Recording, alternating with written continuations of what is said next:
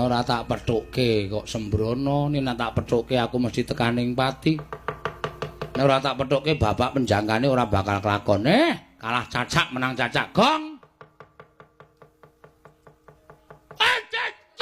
Kowe iki ngopo kowe iki? Menungsa ora tatanane. Wes sing arep nenggala bapakku kowe ya.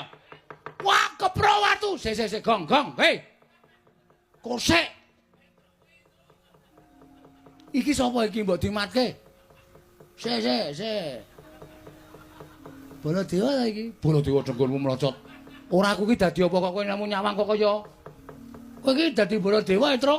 Lho, tenane yakin. Sik. Wah, Petro.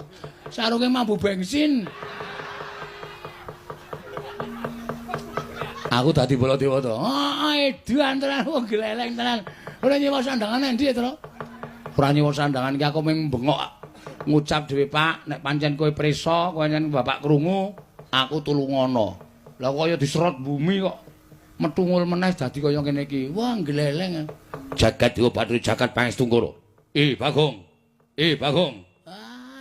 Lepareman iki. Ngarep kongkan-kongkon iki. Ponokan Bagong aja edan. Iki sapa ponokan Bagong? Prabu Baladewa. Lungguh ngisor. Nggih. Wah. Bagong. Nun. Baladewa bakal maju ning pabaratan. Nggih. Gena pusaka.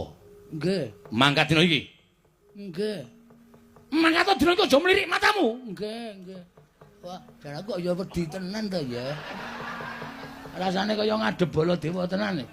Ora sak gedumelan cangkeme ge wis. Nggih. Monggo sinuwun. Edan kowe, Kowe kurang ajar kowe. Kowe wis tau weruh ana Baladewa pinggil, iya.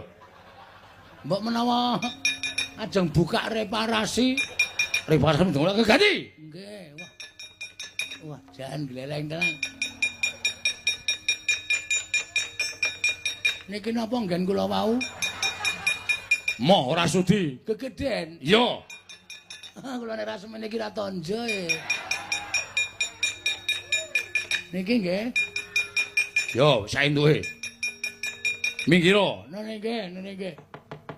Baladewa tak pethuke. Nggih, pamujimu tak jaluk. Nggih, kula dongak-dongake lepas parane jembara kubure.